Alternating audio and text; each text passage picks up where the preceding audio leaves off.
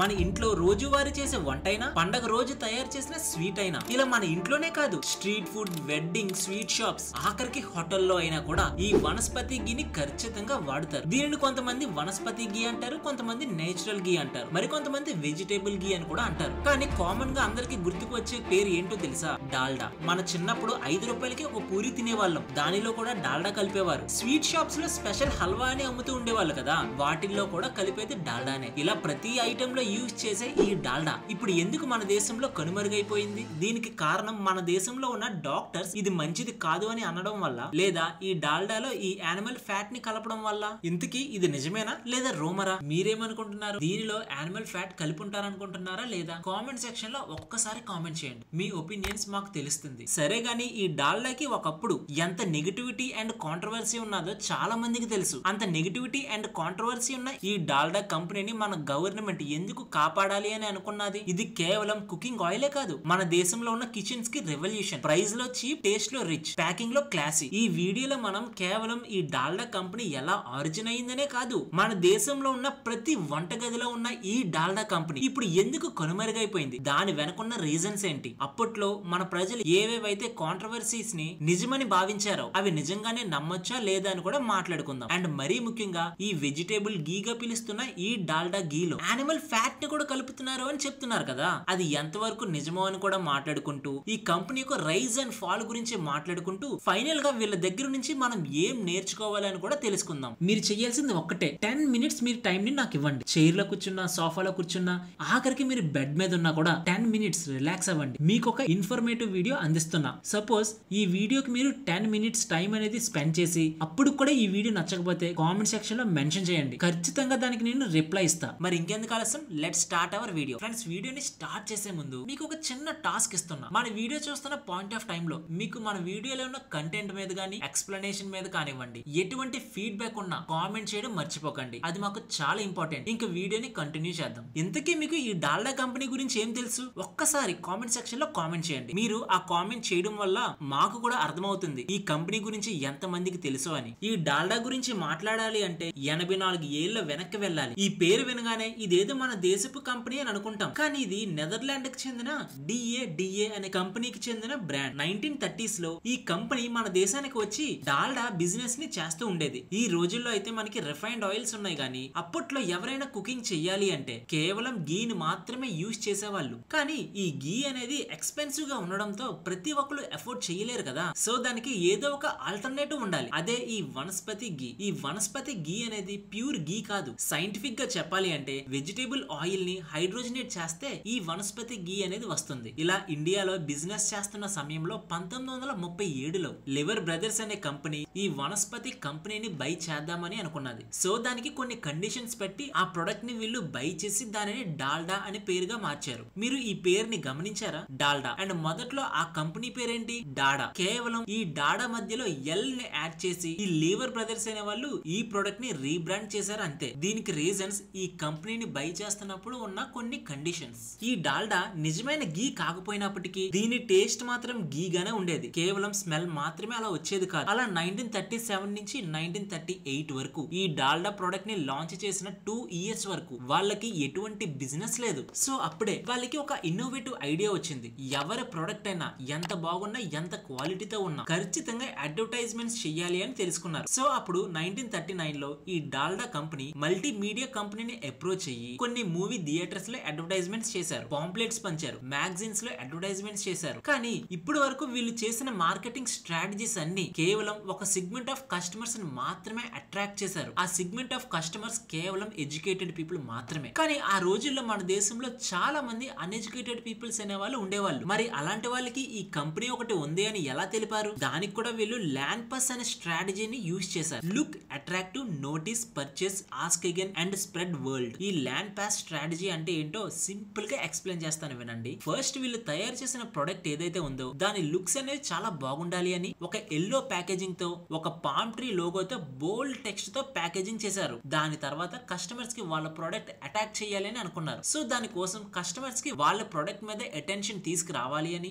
గీ కన్నా తక్కువగానే half price లోనే మేము సెల్ చేస్తున్నాం అని అడ్వర్టైజ్మెంట్స్ చేశారు. మదర్ కుకింగ్ పిక్చర్స్, ఎమోషనల్ గా కనెక్ట్ అయిన ఇమేజెస్ తోటి అడ్వర్టైజ్మెంట్స్ చేశారు. ఇలా లుక్స్ లో కానివ్వండి, అట్రాక్టివ్ లో కానివ్వండి, వీళ్ళు ఎంత సక్సెస్ అయినా వీళ్ళ ప్రొడక్ట్ ని కస్టమర్స్ నోటీస్ చేయాలి కదా. సో అందుకే వీళ్ళు ఏదైతే అమ్ముతున్న ప్రొడక్ట్స్ ఉన్నాయో ఆ డాల్డా కంపెనీని కస్టమర్స్ ఫ్రీగా టేస్ట్ చేయాలి అని కొన్ని రద్దీగా ఉండే ప్లేసెస్ లో లైవ్ కుకింగ్ ని పెట్టి, కొన్ని డెమోస్ ని పెట్టి కస్టమర్స్ కి ఈ డాల్డాతో తయారు చేసిన కొన్ని ఐటమ్స్ ని టేస్ట్ చేయించేవాళ్ళు. దీనితో వీళ్ళ ప్రొడక్ట్ ఏదైతే ఉందో అది ఖచ్చితంగా ప్రతి ఒక్కరికి నోటీస్ అవుతుంది. ఇలా ఈ స్ట్రాటజీతో హౌస్ హోల్డ్ నుంచి డిస్ట్రిబ్యూటర్ వరకు ప్రతి ఒక్కరిని టార్గెట్ చేశారు. అండ్ దాని తర్వాత వచ్చేది పర్చేస్. ఇలా డెమోస్ పెట్టి ఫ్రీగా టేస్ట్ చేస్తే ఎవరు మాత్రం ఆగుతారు చెప్పండి. ప్రతి ఒక్కరు టేస్ట్ చేసి పర్చేస్ చేసేవాళ్ళు. And most important thing, ask again. ఈ కంపెనీ ఫోకస్ చేసింది ఎవరినో కాదు, కేవలం రిపీటెడ్ కస్టమర్స్ ని. వీళ్ళ ఎల్లో ప్యాకేజింగ్ కవర్ ఏదైతే ఉందో అది మంచి ప్రైస్ తో మంచి క్వాలిటీతో ఇస్తే ప్రతి కస్టమర్స్ మళ్ళీ రిపీటెడ్ గా వస్తారు కదా. ఇలా రిపీటెడ్ గా వచ్చిన ప్రతి కస్టమర్ ద్వారా వీళ్ళకి వర్డ్ ఆఫ్ మౌత్ ద్వారా దేశమంతా వీళ్ళ బిజినెస్ వ్యాపిస్తుంది అని వీళ్ళ నమ్మకం. అండ్ ఫైనల్ గా స్ప్రెడ్ వరల్డ్. వీళ్ళ ప్రొడక్ట్ తీసుకున్న ప్రతి కస్టమర్ సాటిస్ఫై అవడంతో వీళ్ళు ఇతర దేశాల్లోకి వీళ్ళ బిజినెస్ ని ఎక్స్పాండ్ చేయాలి అని వీళ్ళ టార్గెట్. ఇలా వీళ్ళు ఈ ల్యాండ్ పాస్ స్ట్రాటజీని యూజ్ చేసి ఎవరైతే అన్ఎడ్యుకేటెడ్ పీపుల్స్ ఉంటారో వాళ్ళకు కూడా వీళ్ళ ప్రొడక్ట్ ఉంది అని తెలిపేవారు. ప్రతి ఒక్కరికి వీళ్ళ ప్రొడక్ట్ అనేది ఒకటి ఉంది అని తెలియచేశారు కదా. కానీ వీళ్ళు తీసుకొచ్చిన ప్యాకేజింగ్ ఇన్నోవేషన్ గురించి కూడా మాట్లాడాలి. ఇది వినడానికి చాలా సింపుల్ గా ఉంటుంది, కానీ ఆ రోజుల్లో చాలా ఇన్నోవేటివ్ గా తీసుకొచ్చారు. మన ఇండియన్ ఫ్యామిలీస్ ని ఈ కంపెనీ 4 పార్ట్స్ గా డివైడ్ చేసింది. ఫస్ట్ ఇది daily wages, second small family, third middle class family, fourth upper middle class family. First daily wages ఎవరైతే ఉంటారో వాళ్ళు ఈ డాల్డా ప్యాకెట్ ని కొనడానికి కష్టపడతారు కాబట్టి 100 to 200 గ్రామ్స్ ప్యాకేజింగ్ తో తీసుకొచ్చారు. అండ్ స్మాల్ ఫ్యామిలీస్ ఏవైతే ఉంటాయో వాళ్ళ కోసం 500 గ్రామ్స్, మిడిల్ క్లాస్ ఫ్యామిలీస్ కి 1 kg and upper middle class people కి 5 kgs ప్యాకేజింగ్ తో తీసుకొచ్చారు. అండ్ ఫైనల్ గా వీళ్ళు ఇక్కడ తాగలేదు. రెస్టారెంట్, షాప్స్, వెడ్డింగ్, హోటల్స్ కి కావాల్సిన 15 kgs టిన్ ఏదైతే ఉంటుందో దానిని కూడా ఇన్నోవేటివ్ గా తీసుకొచ్చి ఏ కస్టమర్ కి ఏ ప్యాకేజింగ్ కావాలో అనేది తెలుసుకొని మరి వీళ్ళు ఈ ఇన్నోవేట్ ప్యాకేజింగ్ ని తీసుకొచ్చారు. కానీ మొదట్లో వీళ్ళు ఇన్ని ప్యాకేజింగ్స్ ని తీసుకొచ్చే వాళ్ళు కాదు. కానీ ఈ 100 గ్రామ్స్ ప్యాకేజింగ్ ఏదైతే ఉందో దానిని తీసుకురావడానికి ఒక చిన్న స్టోరీ ఉంది. కొన్ని రూరల్ ఏరియాస్ లో ఎవరికైనా ఈ డాల్డా కావాలి అంటే ఒక షాప్ కీపర్ దగ్గరికి వెళ్లి ఒక 100 లేదా 200 గ్రామ్స్ యొక్క డాల్డా అనేది కొనేవాళ్ళు. కానీ ఆ షాప్ కీపర్ ఏదైతే 15 kgs యొక్క టిన్ ఎప్పుడైతే తీసుకున్నాడో దాని నుంచి రూరల్ లో ఉన్న కస్టమర్స్ కి ఈ డాల్డాని లూజ్ గా అమ్మేవారు. ఇది గమనించిన ఈ డాల్డా కంపెనీ ఈ చిన్న చిన్న ప్యాకెట్స్ తో కూడా ఇన్నోవేటివ్ గా తీసుకొచ్చింది. అలా ఈ లీవర్ బ్రదర్స్ మన ఇండియాలో one of the strongest distributor గా చేస్తున్న సమయంలో 1940s అండ్ 1950s లో మన దేశంలో మిల్క్ అండ్ గీ షార్టేజ్ అనేది వచ్చింది. దానికి రీజన్ మన దేశంలో కావాల్సిన మిల్క్ అనేది ప్రొడ్యూస్ అవ్వట్లేదు. అండ్ ఎంతో కొంత ప్రొడ్యూస్ చేస్తున్న ఆ మిల్క్ స్టోరేజ్ కూడా ఎక్కడ పెట్టాలో కూడా తెలియదు. ఎందుకంటే ఆ రోజుల్లో ఎటువంటి రీఫ్రిజిరేటర్స్ అనేవి ఉండేవి కాదు. ఆ టైంలోనే ఈ వనస్పతి గీని మన గవర్నమెంట్ కూడా ప్రమోట్ చేసింది. మన దేశంలోకి గవర్నమెంట్ కూడా ఈ గీకి ఆల్టర్నేటివ్ గా ఈ డాల్డా అని చెప్పి ప్రమోట్ చేస్తున్న సమయంలో మన దేశంలో ఈ డాల్డా కంపెనీ ఒక మోనోపోలీ బిజినెస్ చేసింది. ఈ మోనోపోలీ బిజినెస్ అంటే ఏంటి అని మీరు ఆలోచించకండి. ఏదైనా దేశంలో ఒక బిజినెస్ చేస్తున్నప్పుడు వాళ్ళకి ఎటువంటి కాంపిటేటర్స్ లేకపోతే ఆ బిజినెస్ ని మోనోపోలీ బిజినెస్ అని అంటారు. ఫర్ ఎగ్జాంపుల్ మన దేశంలో ఉన్న రైల్వే. ఈ రైల్వే బిజినెస్ కి ఎటువంటి కాంపిటేటర్స్ లేరు కదా. ఇలా ఇటువంటి బిజినెసెస్ ని మోనోపోలీ బిజినెస్ గా అంటారు. ఈ స్ట్రాటజీస్ గురించి విన్నారు కదా. ఈ స్ట్రాటజీ గురించి మీకు ఏమనిపించింది ఒక్కసారి కామెంట్ సెక్షన్ లో కామెంట్ చేయండి. పర్సనల్ గా రిప్లై ఇస్తా. అలా మన దేశంలోనే కాదు, ఏషియా అని మరికొన్ని దేశాల్లో కూడా వీళ్ళ బిజినెస్ ని ఎక్స్పాండ్ చేశారు. ఇప్పటికి కూడా పాకిస్తాన్, ఆఫ్ఘనిస్తాన్ లాంటి కొన్ని దేశాల్లో ఈ డాల్డాని వాడుతున్నారు. కానీ మన దేశంలో ఒకప్పుడు అంత పాపులర్ అయిన ఈ డాల్డా ఎలా కనుమరుగైంది? ఒకప్పుడు ఈ డాల్డాకి డిమాండ్ అండ్ పాపులారిటీ ఉన్నది నిజమే. కానీ ఇండిపెండెన్స్ తర్వాత వీళ్ళకి కొంతమంది కాంపిటేటర్స్ అనే వాళ్ళు వచ్చారు. లైక్ గ్యాంగ్, రాత్, జమినీ, సుహత్, అశోక్, ఇలా కొంతమంది కాంపిటేటర్స్ రావడంతో వీళ్ళకి డిమాండ్ అనేది తగ్గింది. అండ్ అదే సమయంలో ఈ కంపెనీకి ఒక అతిపెద్ద కాంట్రవర్సీ వచ్చింది. అదే యానిమల్ ఫ్యాట్. అప్పటి వరకు ఎంతో కొంత బిజినెస్ అవుతున్న ఈ డాల్డా కంపెనీకి ఈ యానిమల్ ఫ్యాట్ కాంట్రవర్సీతో వీళ్ళ బిజినెస్ మొత్తం పోయింది. అండ్ ఈ ఇష్యూ ఎక్కడి వరకు వెళ్ళిందో తెలుసా? మన దేశపు పార్లమెంట్ వరకు వెళ్ళింది. అండ్ మన దేశంలో చాలా మంది ప్రజలు ప్రొటెస్ట్ చేస్తున్నారు. అండ్ లోక్ సభలో ఒక మినిస్టర్ ఠాకూర్ దాస్ భార్గవ్ అనే వ్యక్తి ఈ డాల్డా ప్రొడక్ట్ ని స్టాప్ చేయాలి అని ఒక బిల్ ని ప్రపోజ్ చేశారు. అండ్ మన ప్రజలు కూడా దానిని సపోర్ట్ చేశారు. కానీ మన గవర్నమెంట్ ఏం చేసిందో తెలుసా? ఆ బిల్ ని పాస్ చేయలేదు. దీనికి రీజన్స్ ముఖ్యంగా 3 ఉన్నాయి. ఫస్ట్ ది మన దేశంలో ఉన్న మిల్క్ షార్టేజ్, సెకండ్ ప్రొడ్యూస్ అయిన మిల్క్ ని ఎలా స్టోర్ చేయాలో కూడా తెలియదు, అండ్ ఫైనల్ గా థర్డ్ రీజన్ ఏంటో తెలుసా? మన దేశంలో ఉన్న ఎంప్లాయ్మెంట్ పీపుల్స్ అన్ఎంప్లాయ్ గా అవుతారు అని. ఇండిపెండెన్స్ వచ్చిన తర్వాత మన దేశంలో చాలా మందికి జాబ్స్ అనేవి లేవు. అండ్ అదే సమయంలో ఈ డాల్డా కంపెనీకి మన దేశంలో 47 ఫ్యాక్టరీస్ ఉన్నాయి. అండ్ ప్రతి ఫ్యాక్టరీలోని దాదాపుగా 300 మంది పనిచేస్తున్నారు. ఒక్కసారి ఈ కంపెనీ యొక్క ప్రొడక్షన్ ఆపితే ఏమవుతుంది ఏమవుతుందో ఆలోచించండి. మన దేశానికి చాలా పెద్ద హ్యూజ్ ఇంపాక్ట్ కదా. సో అందుకే ఆ సమయంలో మన దేశపు ప్రైమ్ మినిస్టర్ అయిన జవహర్ లాల్ నెహ్రూ గారు ఈ బిల్ ని పాస్ చేయకుండా ఈ డాల్డా కంపెనీని కాపాడారు. అండ్ ఫైనల్ గా వీళ్ళకి 1990s లో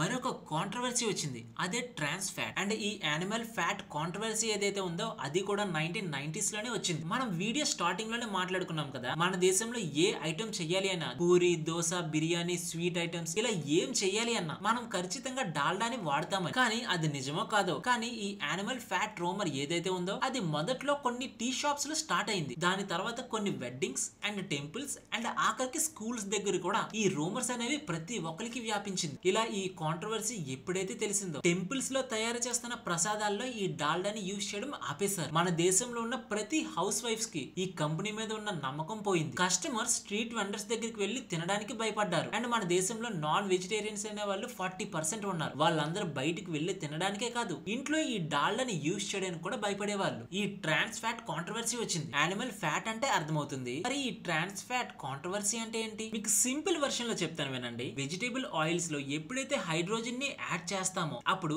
ఈ ట్రాన్స్ ఫ్యాట్ అనేది ఫామ్ అవుతుంది. సింపుల్ గా చెప్పాలి అంటే ఒక ఆయిల్ ని హైడ్రోజనేషన్ ఎప్పుడైతే చేస్తారో అప్పుడు ఈ ట్రాన్స్ ఫ్యాట్ అనేది ఫామ్ అవుతుంది. కానీ అంతా తెలిసిన కంపెనీస్ ఇది ఎందుకు చేస్తుంది? ఎందుకంటే ఆయిల్ అనేది సాలిడ్ గా ఫామ్ అయ్యి గీ రూపంలో ఉండాలి కాబట్టి, అండ్ షెల్ఫ్ లైఫ్ కూడా ఎక్కువ రోజులు రావడం కోసం, అండ్ మరీ ముఖ్యంగా తక్కువ ధరకే మంచి టేస్ట్ కోసం. కానీ దీని ద్వారా ఏం ప్రాబ్లం వస్తుంది? ట్రాన్స్ ఫ్యాట్ ద్వారా మన హెల్త్ అనేది చాలా ఎఫెక్ట్ అవుతుంది. ఈవెన్ మన బాడీలో ఉన్న బ్యాడ్ కొలెస్ట్రాల్ పెరుగుతుంది, గుడ్ కొలెస్ట్రాల్ తగ్గుతుంది, అండ్ మన హార్ట్ కి చాలా ప్రమాదం. ఈవెన్ హార్ట్ అటాక్ వచ్చే పాసిబిలిటీస్ కూడా ఉన్నాయి. షార్ట్ ఫార్మేట్ లో చెప్పాలి అంటే ఈ ట్రాన్స్ ఫ్యాట్ ద్వారా మన హార్ట్ కి చాలా ప్రాబ్లం. ఇనిషియల్ గా ఈ డాల్డా మేకింగ్ ప్రాసెస్ లో వెజిటేబుల్ ఆయిల్ ని హైడ్రోజనేట్ చేసేవాళ్ళు. అదే సమయంలో 1990s లో మన దేశంలో ఉన్న చాలా మంది డాక్టర్స్ ఈ ట్రాన్స్ ఫ్యాట్ ద్వారా మనకు వచ్చే డేంజరస్ ప్రాబ్లమ్స్ ఏంటో కూడా ఎక్స్ప్లెయిన్ చేశారు. ఈ న్యూస్ మన ప్రపంచం అంతా వ్యాపించింది. ఈవెన్ యుఎస్ గవర్నమెంట్ కూడా చాలా ఫుడ్ ప్యాకేజింగ్స్ లో ఎక్కువ ట్రాన్స్ ఫ్యాట్స్ ఉన్నాయని బ్యాన్ చేసింది. అలానే మన దేశానికి వస్తే ఈ డాల్డాలో కూడా ఎక్కువ ట్రాన్స్ ఫ్యాట్ అనేది ఉంది. కానీ డాల్డాలో ట్రాన్స్ ఫ్యాట్ ఉందని ఎటువంటి సైంటిఫిక్ రీజన్స్ అనేవి లేవు. కానీ అదే సమయంలో ఈ కంపెనీ యొక్క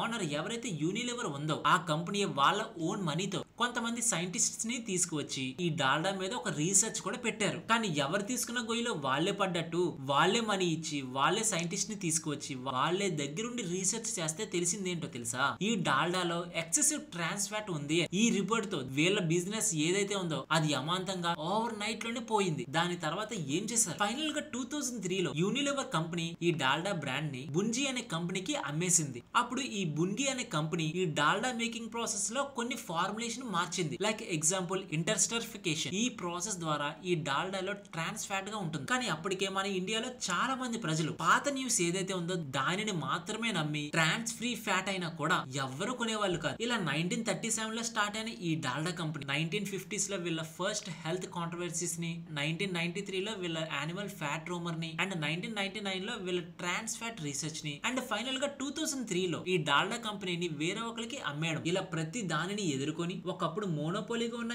ఈ కంపెనీ కాంట్రవర్సీస్ తో, రూమర్స్ తో, అండ్ కొత్తగా వచ్చిన కాంపిటేటర్స్ తో, అండ్ మరీ ముఖ్యంగా వీళ్ళపై ఉన్న నమ్మకం పోవడంతో వాళ్ళ ప్రొడక్ట్ ఎంత క్వాలిటీగా ఉన్నా ఎంత మంచి ప్రాసెస్ చేసినా కూడా నమ్మకం లేని చోట వాళ్ళు బిజినెస్ చెయ్యలేరు. ఒకసారి విన్నారు యానిమల్ ఫ్యాట్ ఉంటుంది అని, మరొకసారి హార్ట్ డిసీజ్. ఇలా వింటున్న ప్రతిసారి మన దేశంలో ఉన్న ప్రజలందరూ ఈ డాల్డాని చూడడమే మానేశారు. ఇదే ఈ డాల్డా యొక్క ట్రాజడీ స్టోరీ. ఈ డాల్డా కంపెనీపై మీ ఒపీనియన్ ఏంటి? కామెంట్ సెక్షన్ లో కామెంట్ చేయండి. అండ్ మీరు ఈ వీడియోని ఇప్పటి వరకు చూస్తున్నారంటే మన ఛానల్లో ఉన్న చాలా వీడియోస్ మీకు ఖచ్చితంగా ఇంట్రెస్టింగ్ గా అనిపిస్తాయి. ఒక్కసారి వెళ్ళి చెక్ చేయండి. నచ్చితే మన ఛానల్ ని సబ్స్క్రైబ్ చేయడం మర్చిపోకండి. ప్రతి వారం ఒక ఇంట్రెస్టింగ్ బిజినెస్ కేస్ స్టడీస్ తో మీ ముందుకు వస్తాను.